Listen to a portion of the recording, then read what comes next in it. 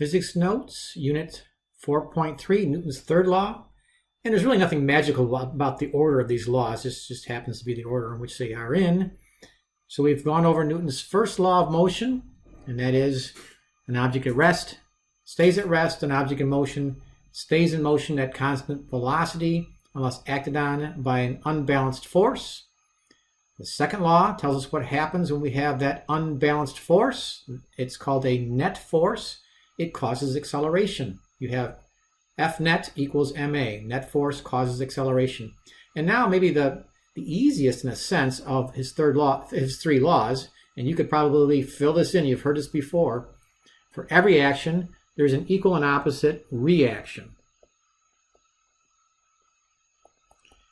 And when it says action and reaction, they're talking about forces. We're talking about a force, an action force, and a reaction force. Now, once again, this is probably one of his most recognizable laws of motion, but it might also be the one that's the most misapplied. Let me explain. Well, a couple nice things before I totally explain is that this law is immutable. I mean, it is locked down for every action, for every force. There's an equal and opposite force, and it's always equal and it's always opposite. So that's kind of nice because it's very consistent. There's consistency here. Let me give you the examples now. For example, Professor Rink pushes down on a chair. So right now I'm sitting in a chair, and by nature of the fact that I'm sitting in a chair, I'm pushing down on the chair with my body. So the reaction is the chair pushes up on Professor Rink. All right? You'll see a pattern here. A swimmer, all right? Let's say you're doing the freestyle. You're in a pool. Now listen carefully, okay? This makes sense. If the swimmer wants to go forward, in the water, technically they're not pushing themselves forward. If you think about it, as they swing their arms like in a windmill fashion, their arms are pushing backward on the water. So technically, and not even just technically, just in reality, the water pushes forward on the swimmer. Literally, and this might not sound right. What gets the swimmer to go forward? It's the water. It's the reaction though. Okay, the water can't act. It has to react to the swimmer. The swimmer can act because it's a real live person, can push backward on the water. Another example that I don't have here in that same area is like a sprinter doing the 100-meter dash. They put their feet in these starting blocks on the track, and you get down on like a crouch on all fours in a sense. And when the gun goes off, what does the sprinter do? They push backward on those starting blocks. Those starting blocks better be firmly in the track because they push backward to get themselves to go forward because it's the blocks that push them forward. Let me give you a couple of more examples. A cannonball. If you've ever seen a cannon fires a cannonball. So as the cannon fires the cannonball in the process, the cannon pushes and accelerates the cannonball forward. The cannonball pushes the cannon backward. You'll see the cannon recoil when the cannonball goes forward. So the cannonball accelerates forward, the cannon accelerates, or at least moves, backwards. All right? Another good example, a rocket. And what people might think, it doesn't maybe sound quite right when you first think about this. What does a rocket push against to get up, to get launched? Well, it's not really pushing against the launch pad or the earth. It's pushing against the gas. It's burning. It's very similar to like a balloon. If you take a balloon and you blow it up with air and you hold it without tying it, but then you let go of the balloon and let the air come out of the balloon, the balloon kind of goes through some like crazy motion, but basically its first motion will be up, but it doesn't have nice fins on it like a rocket, so it doesn't have a nice straight motion. But the initial motion of a balloon, if it's not tied, you let it go, it goes up. Why? Because the balloon is elastic. It's pushing air out, just like a rocket pushes air downward. The balloon, if you're holding it in your hand, will push the air downward. Well, then the air, or in this case the rocket, the burning gas, pushes rocket upward. push is. So you can change that to an S there. Pushes rocket upward. Same thing with rocket. Like when a rocket gets into outer space, or any kind of space vehicle that gets way out into outer space. We're not just talking about ones that are orbiting. Those are not necessarily special cases, but we'll talk about satellites, I think, in Unit 6. But when a rocket, like when they're trying to get to the moon with the space, the Apollo missions and stuff like that, how do they navigate in space when they don't have anything, they don't have a launch pad to push it on? Space is a vacuum. What do they push on to get to speed up or to slow down or change direction? Well, they have little gas jets all over like pretty much with compressed gas of some sort, or just compressed air. And it's just kind of like the balloon or the rocket from the launch, okay? But it doesn't, in outer space, it doesn't take much, and you don't need to burn the gas. You just have to have compressed gas. And if you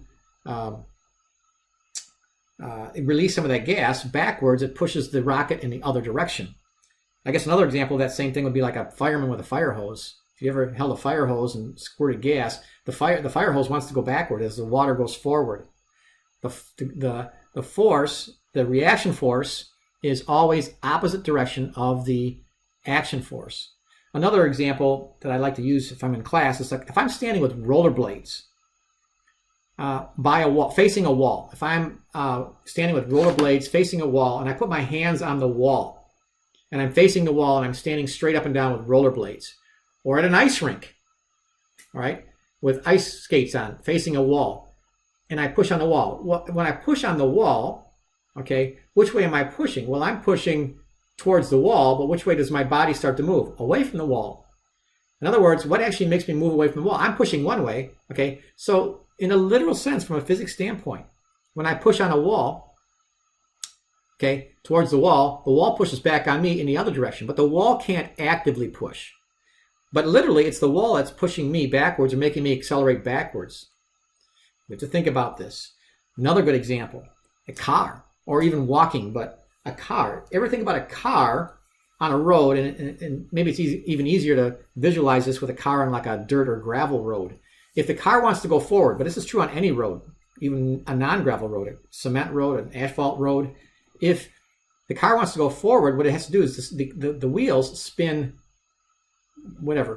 backwards. In other words, if you're on a gravel road and you hit the gas, the rocks they get projected backwards. Why? Because the wheels are technically pushing backwards on the road.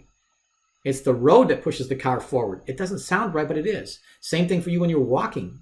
To get you to go forward, you have to have a force forward on you. It's just like the sprinter once again. When you're walking, if there's no friction, for a sprinter, there's the starting blocks, and then there's friction with the track. But for you, there's not starting blocks. You have to have friction, okay, between you and the floor, and you push backwards on the floor to get your body to go forward. So the floor then reacts and it exerts a force on you forward. So think about this. When you're writing these down as examples in the test, on the homework, the grammatical structure, if you're writing these sentences like I just did a few minutes ago, the rocket pushes burning gas downward. The burning gas pushes rocket upward. In all of these examples, there are always two nouns. There's always two nouns, okay, two objects, like in that one I just did with the rocket and the gas. There's the rocket and the gas. There was also the cannon and the cannonball, the two nouns. And then one verb, okay? One verb, okay, pushes. They usually use the word push. So Professor Rink pushes down on a chair. So we got Rink and the chair pushes down. And there's the direction. You just change the direction. Okay, you change the two nouns, like rink and chair, and you say the chair pushes up, change the direction. And those forces are equal in size. If I push down on a chair with 130 pounds of force, it pushes up on me with a force of 130 pounds. So another way that this is sometimes written in books is that forces always occur in pairs. That's a kind of a result of this. But once again, it's the most reliable, well, all these rules are reliable, but this is immutable. This is for every action, not just some, not just for most, but for every action or equal and opposite reaction. Which then kind of leads us to a possible question. Well, I have the question here. If every force, action, has an equal and opposite force, reaction, why don't all forces cancel? leaving us with no force. Kind of like what we did in the diagrams when I was doing the free body diagrams for a ball falling through the air. If gravity's pulled it down and air resistance is up, we combine those and we can get a net force to accelerate, or they might cancel out, like a book sitting on a table. Those two forces cancel out. You get no net force. The book, it's not going to move. But this says if every force has an equal and opposite force, it seems like there's always going to be two forces, and they're always going to be equal. So if I have a force I'm throwing a baseball, and I'm exerting a 5 Newton force forward on a ball. Well, the ball exerts a 5 Newton force backward on me. If there's a 5 Newton force forward and a 5 Newton force backwards, the net force seems like it should be 0. Okay, if you take Newton's third law and put it with Newton's second law, it seems like you never would get a net force. So how do you get a net force? Well, because, and I'll draw this out in a second, because the forces in Newton's third law, the forces act on different objects.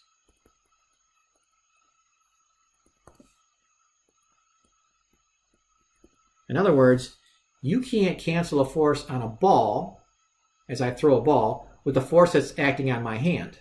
Those are, my hand is different than the ball. What we just did in Newton's second law is we have to look at free body diagrams for all the forces on one object. Now we're looking at the two objects. So technically what we're going to be drawing here are not free body diagrams. We're going to be drawing two objects and comparing, well, we're not going to compare, we're going to draw the two forces. The two forces are going to be equal, but you can never combine these forces because the forces are on different objects. They never cancel. These two forces here never cancel. You can only combine and cancel forces that are on one object. So let's look at this. We're going to draw now and illustrate Newton's third law with a couple diagrams here. You need to draw exactly two objects. So with free body force diagrams, you're just drawing the one object. You're focusing on the one object. So that's what makes this different. Okay, so you need to draw exactly two objects and two forces, the action force and the reaction force. And sometimes it really doesn't matter which one's the action, which one's the reaction. You're always going to draw two forces that are equal in size, different directions, two arrows. So in the strict sense, these are not, I stress, are not free body force diagrams. They're force diagrams, but we're not going to apply Newton's second law, F net equals ma, because there's never a net force. You cannot combine these forces.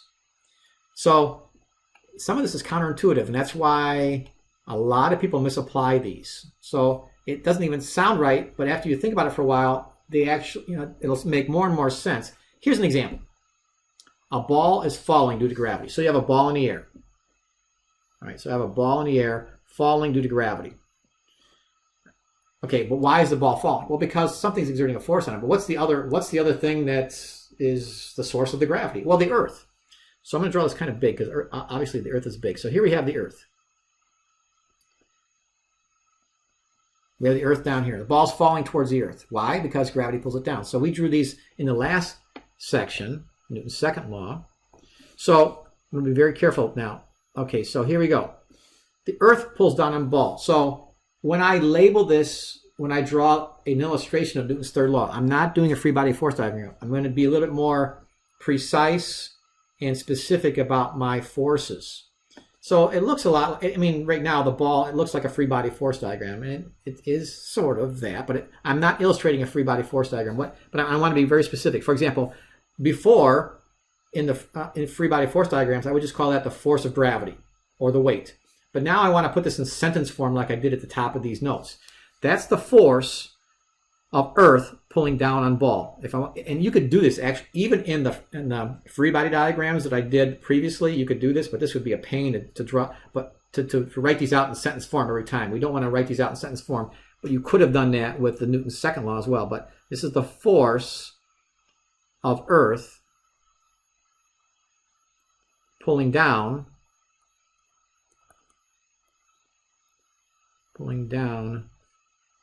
on the ball. Kind of how I outlined at the top of the page. So you could actually label every force on every diagram, even free body diagrams that way. Well, that's just too much work. But as you learned at the top of the page, if there's the force of the Earth pulling down on the ball, what's the opposite of that? This won't sound right. It's the force of the ball pulling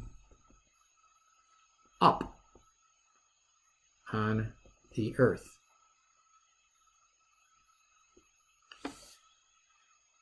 Okay, so let's think about this for a second. Is that ball pulling up on the Earth? This is what Newton's third law says. If the Earth pulls down on the ball pulls up on the Earth. And this is true. And furthermore, which one's pulling harder? They're pulling equally. That force might be, I don't know, what is it, 3 newtons? I don't know, whatever it is. 3 newtons, 3 newtons. It's going to be the same for both. It's the same force. Just because the Earth is bigger doesn't mean it's the bigger force. That's what our gut wants to say, and that's why people misapply this law. These two forces are equal. All right? The thing is, so then why do we want to make the Earth, the force that's applied to the ball, there's a bigger force on the ball, and it should be a small force on the Earth. No, they're equal in size. The reason why we want to do this because the Earth is big, but think about this. Why, if the ball's pulling up on the Earth, is the Earth going to move?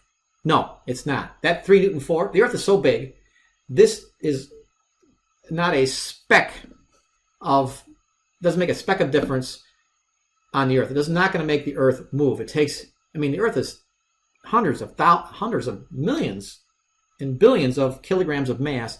This little force is not going to be enough to make a difference. But it does make a difference to the ball. It's a big enough force to make the ball substantially accelerate. It's not enough if you do F net equals ma. Now we could do F net equals ma for the ball, because the F net on the ball, if we ignore air resistance right now, is 3 newtons. If this is the only force acting on the Earth right now, that's the net force on the Earth. It's got millions and billions of mass in kilograms. The acceleration is going to be infinitesimally small, right? Then some wise people will say, well, what if everybody jumped at the same time? If I jump up in the air, the Earth is pulling me down with 600 newtons of force.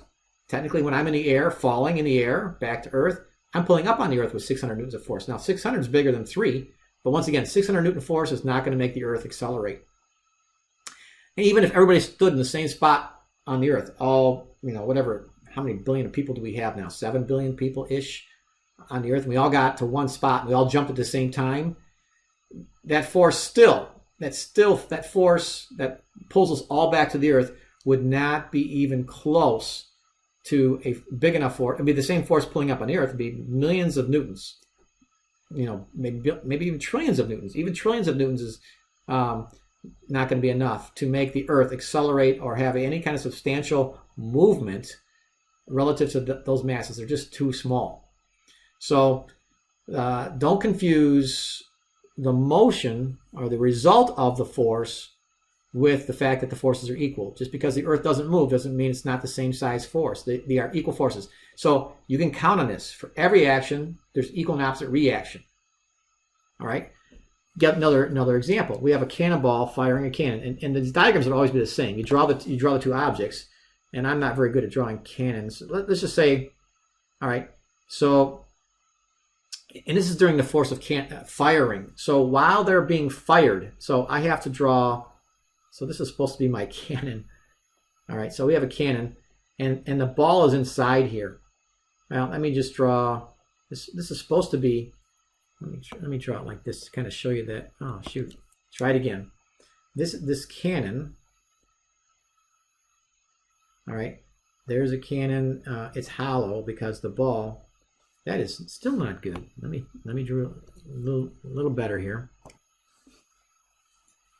Okay, so this is supposed to be a cannon, side view, cutaway view. There's a cannonball inside, and there's gases.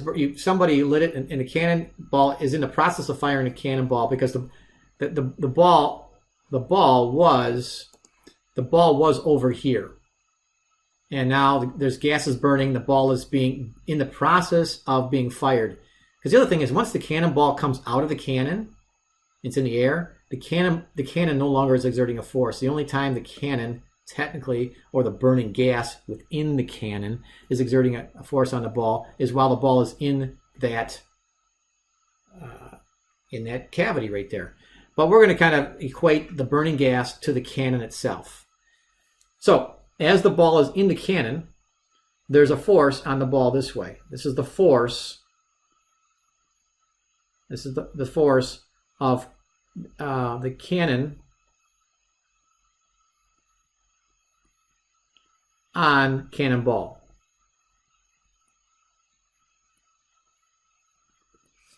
Okay, that's the force of the cannon on the cannonball. And I have the direction there, so I don't have to say to the right, it's to the right. So it's the force of the cannon on the cannonball. What's the opposite of that? Well, it's the force of the, that's supposed to be the same size. So that's the force,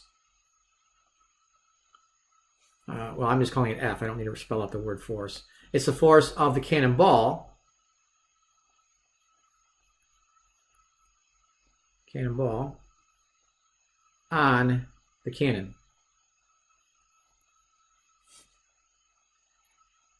All right, so we have the force of the cannonball backwards on the cannon in the while it's being fired. And if the cannon's on wheels, you've seen probably these old Civil War movies where the cannon recoils backwards and then it comes to a stop after it hits something or whatever. But that could be a big force. I mean, this force could be 700 newtons. 700 newtons. I'm just making up a number. Well, if that force is 700 newtons, this force is 700 newtons. The backwards forces, they're the same force, same size force. It's just that the smaller object gets a bigger acceleration because F net equals ma. If we ignore air resistance and so forth, for a smaller mass, F net equals ma. That net force, if that's the only force, 700 newtons, will be a bigger acceleration if it's a smaller mass. Smaller masses get accelerated greater for a given force. But it'll be the same force. So for every action, there's an equal and opposite reaction. And we will practice that with the homework. Now we have completed Newton's 3 laws. First law being, object at rest, stay at rest. Object in motion, stay in motion in constant velocity unless acted on by the unbalanced force. If we call the second law now, if we call it unbalanced force a net force, what causes acceleration? That net force does. F net force equals mass times acceleration. And now we have, for every action, there's an equal and opposite reaction. To draw these Newton's third law diagrams, you need to draw both objects and then spell out that the two forces are equal, but the sentence structure is opposite. Flip the sentence, and then the directions are opposite.